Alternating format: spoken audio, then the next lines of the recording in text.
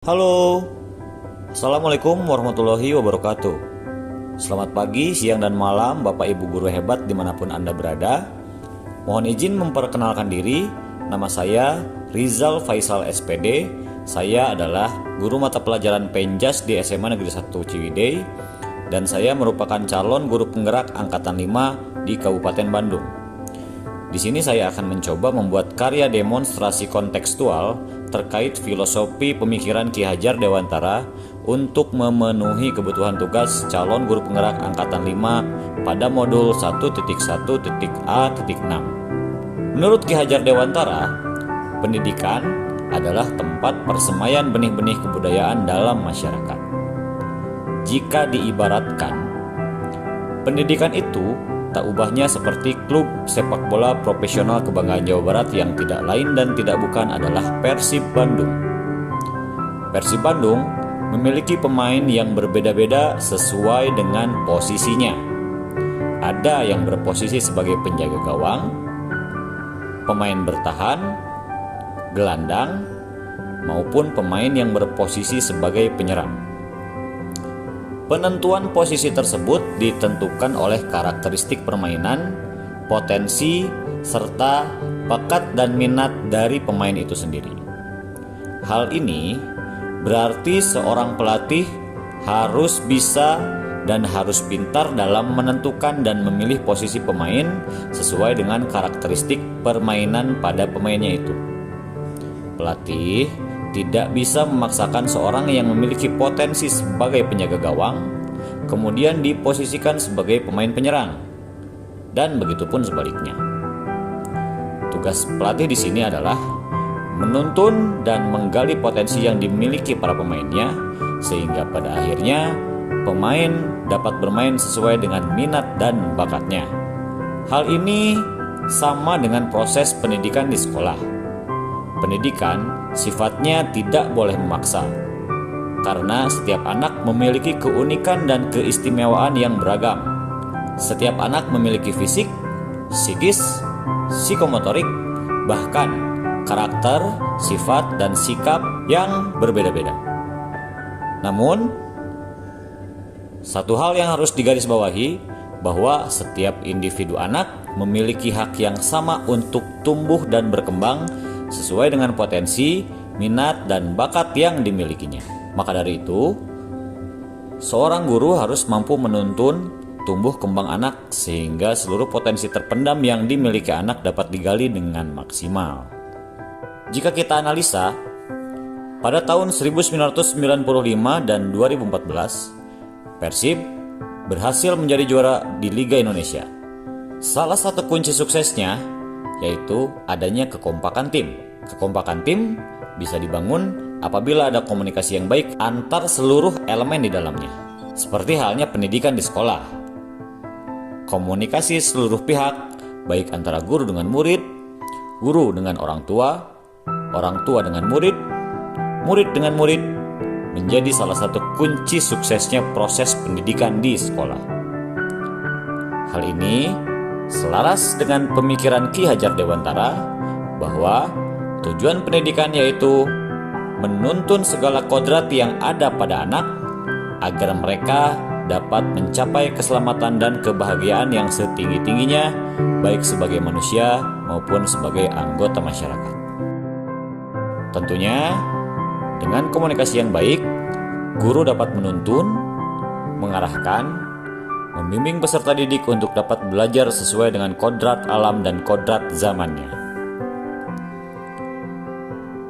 Jika kita lihat perjuangan Persib dalam mengarungi Liga tahun 2014 sehingga pada akhirnya berhasil menjadi juara, tentunya melalui proses yang sangat panjang.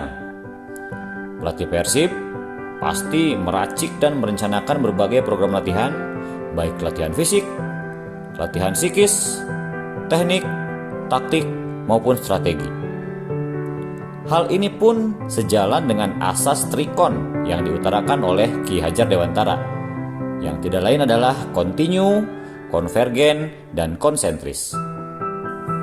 Kontinu artinya pengembangan yang dilakukan harus berkesinambungan, dilakukan secara terus-menerus dengan perencanaan yang baik. Suatu kondisi yang baik tidak mungkin dapat dicapai dalam sekali waktu. Tahap demi tahap pengembangan dilakukan dengan rencana yang matang. Dengan perencanaan tersebut, maka suatu tahap dilanjutkan ke tahap berikutnya melalui evaluasi dan perbaikan yang tepat. Lalu yang kedua adalah konvergen. Artinya, pengembangan yang dilakukan dapat diambil dari mana saja. Seperti yang sudah dilakukan oleh Ki Hajar Dewantara ketika mempelajari berbagai praktek pendidikan dunia.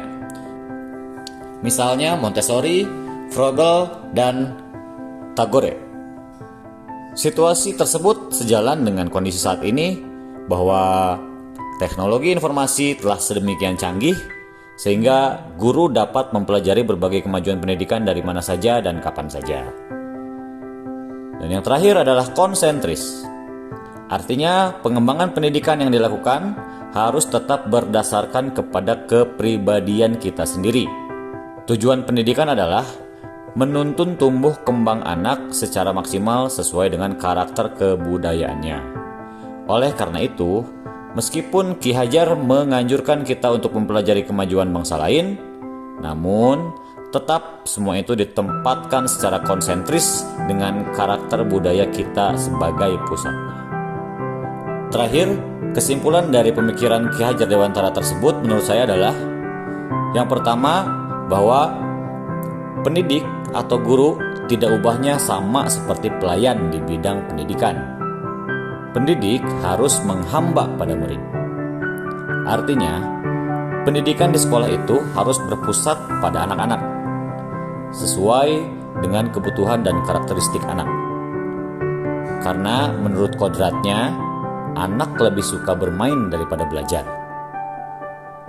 Maka dari itu, pendidik harus mampu membuat suatu ekosistem pembelajaran yang bermutu, namun harus menyenangkan.